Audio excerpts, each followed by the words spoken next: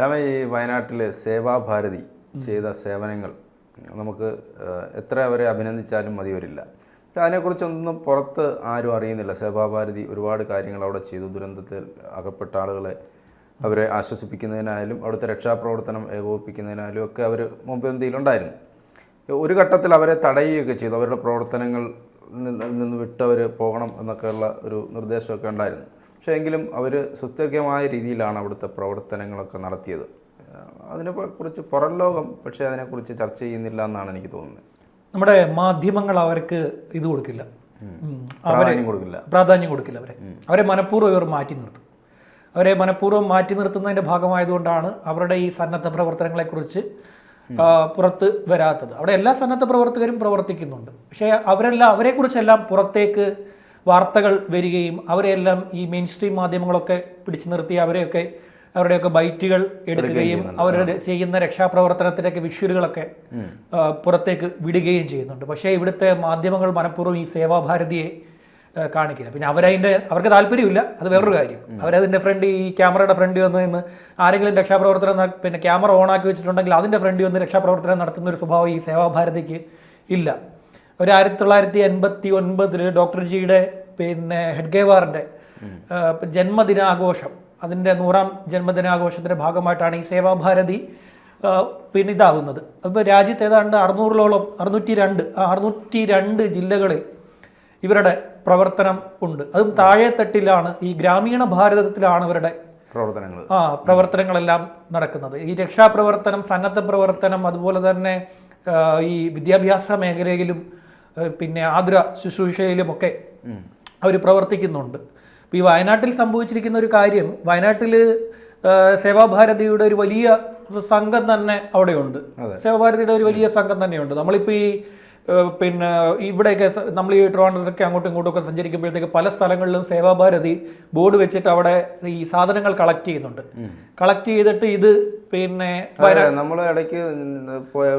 നമ്മളൊരിടത്ത് പോയപ്പോൾ നമ്മൾ കണ്ടില്ലേ, സേവാഭാരതിയുടെ അത് എടുത്തു വെച്ചിരിക്കുന്ന കണ്ടില്ലേ. അവരിങ്ങനെ വ്യാപകമായിട്ട് ഇങ്ങനെ സാധനങ്ങൾ കളക്ട് ചെയ്ത് ഇത് അവിടേക്ക് എത്തിച്ചു കൊടുക്കുന്നുണ്ട്. മാത്രമല്ല അവരുടെ ഒരു വോളണ്ടിയേഴ്സ് എല്ലാം തന്നെ അവിടെ നല്ലൊരു ശതമാനം പിന്നെ വോളണ്ടിയേഴ്സ് അവിടെ വയനാട്ടിലുണ്ട്.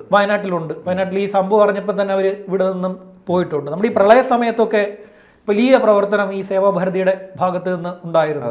അന്നും ഇവരെ താറടിക്കാനുള്ള ശ്രമം, വലിയ തോതിൽ സേവാഭാരതിയെ താറടിക്കാനുള്ള ശ്രമം നടത്തുന്നുണ്ടായിരുന്നു. അന്ന് ഈ പ്രളയ സമയത്ത് അവരുടെ വാഹനത്തിൽ പിന്നെ കാലി വാഹനത്തിൽ മേളിൽ ടാർപ്പിട്ടുകൊണ്ട് വന്നതാണെന്നൊക്കെ പറഞ്ഞ് ഇല്ലാത്ത കഥ പിന്നെ പ്രചരിപ്പിച്ചു. അത് സംഭവം എന്ന് വെച്ച് കഴിഞ്ഞാൽ ഒരു സ്ഥലത്ത് കൊണ്ടുപോയി സാധനം ഇറക്കി മടങ്ങി വരുന്ന വണ്ടിയുടെ വീഡിയോ എടുത്തിട്ടാണ് ഇവന്മാരത് പ്രചരിപ്പിച്ചത്. ഇത് കാലി വാഹനമാണെന്ന്. ഇത് അവിടത്തേക്ക് അത് ഇവിടുന്ന് സാധനം കളക്ട് ചെയ്ത് ഈ പ്രളയ സമയത്ത് അവിടെ കൊണ്ടുപോയി കൊടുത്തു.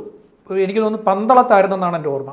പന്തളത്ത് കൊണ്ടുപോയി കൊടുത്ത ശേഷം ആ വാഹനം മടങ്ങിപ്പോകവേ ആ വാഹനത്തിൻ്റെ അകത്തേക്ക് പോയി ക്യാമറ വെച്ച് ഒരു ദുഷ്ടലാക്കോട് കൂടി അതിൻ്റെ വിഷ്വൽ എടുത്തിട്ട് കൊണ്ടുപോയി പിന്നെ ഈ സേവാഭാരതി ഈ കാലി വണ്ടിക്ക് അത് ടാർപ്പിട്ടുകൊണ്ട് വരുന്നതെന്ന് പറഞ്ഞു അങ്ങനെ പ്രചരിപ്പിച്ചു വ്യാപകമായിട്ട്.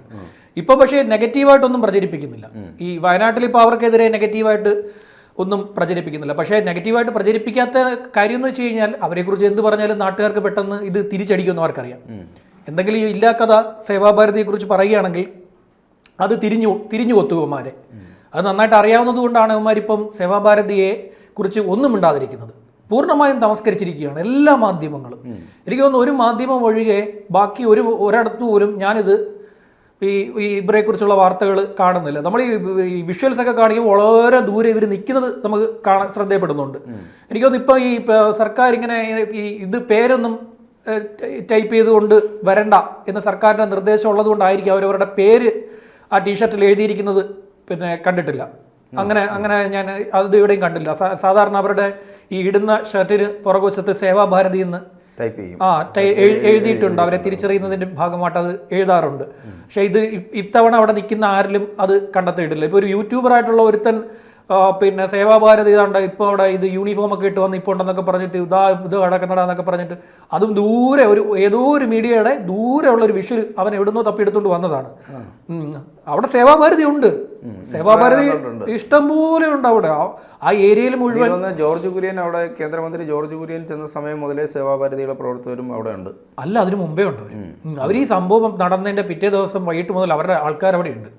അവർ വയനാട്ടിൽ നിന്നുള്ള ആൾക്കാർ അപ്പം തന്നെ അവിടെ എത്തി. വയനാട്ടിൽ നിന്നുള്ള സേവാഭാരതിയുടെ സംഘം അപ്പം തന്നെ എത്തി. പിന്നീട് ഈ മലബാർ റീജിയനിൽ നിന്നുള്ള അവരെത്തി. മാത്രമല്ല പിന്നെ അപ്പുറം കർണാടകയിൽ നിന്നൊക്കെയുള്ള ആൾക്കാർ വരെ വന്നിട്ടുണ്ട്. കർണാടകയിൽ നിന്നുള്ളവരും തമിഴ്നാട്ടിൽ നിന്നുള്ള സേവാഭാരതിയുടെ സംഘവും ഒക്കെ തന്നെ അവിടെ വന്നിട്ടുണ്ട്. ഇങ്ങേറ്റം ഇനി പാറശാലയിൽ നിന്നുള്ള ആൾക്കാർ വരെ സേവാഭാരതിക്കാർ അവിടെ പോയി നിൽപ്പുണ്ട്. അവരെ ഈ സഹായിക്കുന്നതിന്റെ ഭാഗമായിട്ട്.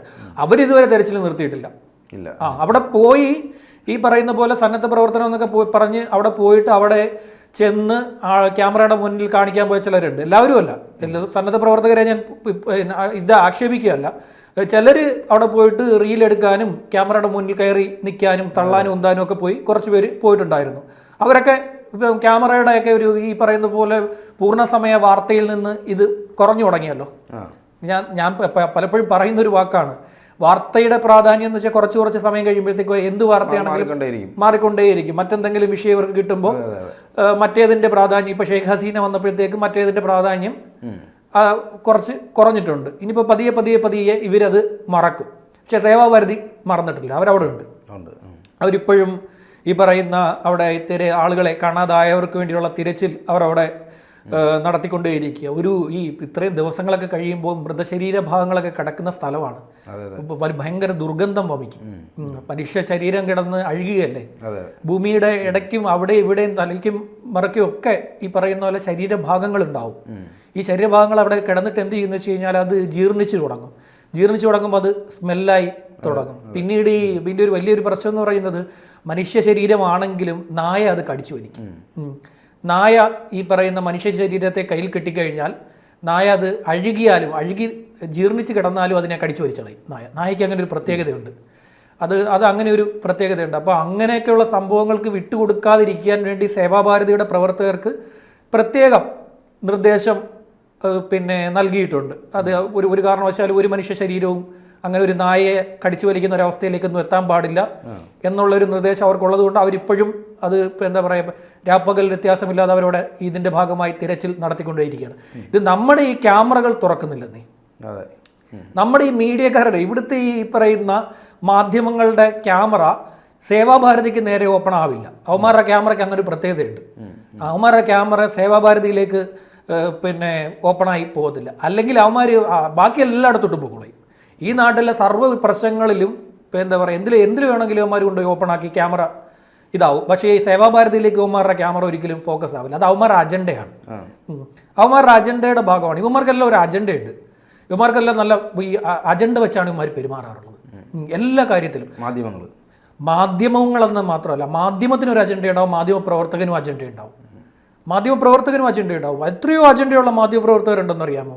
നമ്മുടെ ഞാൻ വളരെ ഞെട്ടലോട് വളരെ ന്യൂട്രലായിട്ടുള്ള ഇവിടുത്തെ ഒരു മാധ്യമത്തിൻ്റെ റിപ്പോർട്ടർ ഞാൻ ഞാൻ പറയണമെന്ന് വിചാരിച്ചതാണ്. നമ്മുടെ കൊല്ലത്തെ കോകില എന്ന് പറഞ്ഞ കുട്ടി മരിച്ചിട്ട് അവരുടെ അമ്മ തെരഞ്ഞെടുപ്പിൽ മത്സരിക്കാൻ വരികയാണ്. അപ്പോൾ അവരുടെ അമ്മയ്ക്ക് എന്താണ് അതിൻ്റെ ഒരു രാഷ്ട്രീയ പാരമ്പര്യം ഉണ്ടോ ഇല്ലയോ ഒന്നും അതിനെക്കുറിച്ച് എനിക്കറിയില്ല. ഞങ്ങളവിടെ ബൈറ്റ് എടുക്കാൻ ചെന്നപ്പോൾ ഞാനും ഉണ്ട്, വേറൊരു മാധ്യമത്തിൻ്റെ ഇവിടുത്തെ ന്യൂട്രലാണെന്ന് പറയുന്ന വളരെ ന്യൂട്രലായിട്ടുള്ള ഒരു മാധ്യമം എന്ന് പറയപ്പെടുന്ന മാധ്യമത്തിൻ്റെ മാധ്യമപ്രവർത്തനം കൂടെ ഞങ്ങൾ ആ വീട്ടിൽ ചെല്ലുന്നത്. ആ വീട്ടിൽ ചെന്നിട്ട് അപ്പോൾ അകത്ത് ആ അമ്മയോട് അവിടുത്തെ BJPയുടെ പ്രവർത്തകർ തെരഞ്ഞെടുപ്പിൻ്റെ കാര്യങ്ങൾ എന്തൊക്കെയാണ് മാധ്യമങ്ങളോട് പറയേണ്ടതെന്ന് പറഞ്ഞു കൊടുക്കുന്നുണ്ടായിരുന്നു. അപ്പോൾ ഞങ്ങളിങ്ങനെ പുറത്ത് കുറച്ച് നേരം വെയിറ്റ് ചെയ്തപ്പോഴത്തേക്ക് ഈ മാധ്യമപ്രവർത്തകൻ എന്നോട് പറഞ്ഞൊരു കാര്യം, അവരിറങ്ങി വരുമ്പോൾ നീ ചോദിക്കേണ്ട, ഞാൻ ചോദിച്ചോളാന്ന്. ഞാൻ ചോദിച്ചാൽ അതെന്ത് കേട്ടോ, എന്തെങ്കിലും പ്രത്യേകമായിട്ട് എന്തെങ്കിലും ഉണ്ടോ എന്ന് ചോദിച്ചു. അവൻ പറഞ്ഞു അല്ല, അവർക്കൊന്നും അറിയാത്തൊരു സ്ത്രീയാണ്, അവരെക്കുറിച്ച് കുറച്ച് പൊട്ടത്തരങ്ങൾ പറയിച്ചിട്ട് അവരെ തോപ്പിക്കണമെന്ന്. അവൻ അജണ്ടയുണ്ട്, അവൻ്റെ അജണ്ടയാണത്. ഞാനെന്നേരം ഇവനെ കുറച്ചു നേരം ഇങ്ങനെ നോക്കി, ഇവൻ ആൾ കൊള്ളാലോ എന്ന് വിചാരിച്ചു. കാര്യം അവൻ നിൽക്കുന്ന മാധ്യമം നിന്നുകൊണ്ട് അവനതങ്ങനെ പറയാൻ പോലും പാടില്ല. അവരൊരു തെരഞ്ഞെടുപ്പിന് നിൽക്കുന്നവർ, അവരുടെ അമ്മ എന്താ പറയുക, അവരുടെ മകൾ മരിച്ചു, ഭർത്താവ് മരിച്ചു, ആ വേദനയെ നിൽക്കുന്ന ഒരു സ്ത്രീയെ എങ്ങനെങ്കിലുമൊക്കെ കുത്തിത്തിരിപ്പുണ്ടാക്കി അവരുടെ വായിൽ നിന്ന് എന്തെങ്കിലുമൊക്കെ മണ്ടത്തരങ്ങൾ വീഴ്ത്തിയിട്ട് അതെടുത്ത് ഏറിക്കൊടുത്തിട്ട് അവരെ തോപ്പിക്കണമെന്ന് ഇവനെന്തിൻ്റെ കേടാണ്? ഞാൻ അന്നേരം ആലോചിച്ചു. അങ്ങനെ ഒരുപാട് മാധ്യമപ്രവർത്തകരെ ഞാൻ കണ്ടിട്ടുണ്ട്, ഒരുപാട് മാധ്യമപ്രവർത്തകർ. നമ്മുടെ ഈ ഇതിനകത്തുള്ളതിനകത്ത് ഏതാണ്ട് ഒരു 80% പേർക്കും മാധ്യമപ്രവർത്തകർക്കും അജണ്ടയുണ്ട്. പിന്നെ ഞാൻ ഇപ്പൊ നമ്മൾ പറഞ്ഞു വന്ന സേവാഭാരതിയാണ്. പക്ഷെ നല്ല കാര്യങ്ങൾ ആര് ചെയ്താലും മാധ്യമങ്ങൾ അതിനെ കാണിക്കണമെന്നേ. അതൊരു പബ്ലിസിറ്റിയുടെ ഭാഗം എന്നല്ല. നല്ല കാര്യങ്ങൾ ചെയ്യുമ്പോൾ അത് പൊതുജനം അതും അതിനാണല്ലോ മാധ്യമം എന്ന് പറയുന്നത്. ഇങ്ങനെയുള്ള കാര്യങ്ങൾ കൂടി വാർത്ത എല്ലാം, അതായത് നെഗറ്റീവും പോസിറ്റീവായിട്ടുള്ള വാർത്തകളുണ്ട്. ഇത് പോസിറ്റീവായിട്ടുള്ള ഒരു വാർത്തയാണ്. ഇത്രയധികം ആളുകൾ അവിടെ നിന്ന് പിന്നെ ഇതിനു വേണ്ടി സഹായിക്കാനും ഒക്കെ ശ്രമിക്കുന്നു. ഞാൻ ഈ സേവാഭാരതി എന്ന് മാത്രം എടുത്തു പറയാനുള്ള കാരണം സേവാഭാരതിയെ മാത്രം അവോയ്ഡ് ചെയ്യുന്നു, അവഗണിക്കുന്നു അവരെ മാത്രം. അത് ചെയ്യാൻ പാടില്ല. അതുകൊണ്ടാണ് ബാക്കിയുള്ളവരും സന്നദ്ധ പ്രവർത്തകർ ഒട്ടനവധി അവിടെ ഉണ്ട്. നമ്മൾ ബാക്കിയുള്ളവരുടെ ഒന്നും പേര് പറയാതിരിക്കാനുള്ള കാരണം ഇവർ തമസ്കരിക്കപ്പെടുന്നു. അത് പാടില്ല. അത് നമ്മൾ അങ്ങനെ ചെയ്യരുത് അവരോട്. അത്രയും വലിയൊരു സംഘടനയാണ്. അവരുടെ ചരിത്രം അങ്ങനെയാണ്. അവർ ഓരോ മേഖലയിലും അവരുടെ ഭാഗത്തു നിന്നുണ്ടാകുന്ന സംഭാവനകൾ വളരെ പ്രധാനപ്പെട്ടതാണ്. അത് ഇവിടുത്തെ കേരളത്തിലെ മാധ്യമങ്ങൾ അത് പറയില്ല. ശരി. കൂടുതൽ വാർത്തകളും വിശേഷങ്ങളും നിങ്ങളിലേക്ക് എത്താൻ ABC മലയാളം സബ്സ്ക്രൈബ് ചെയ്യുക, ബെൽ ബട്ടണും അമർത്തുക.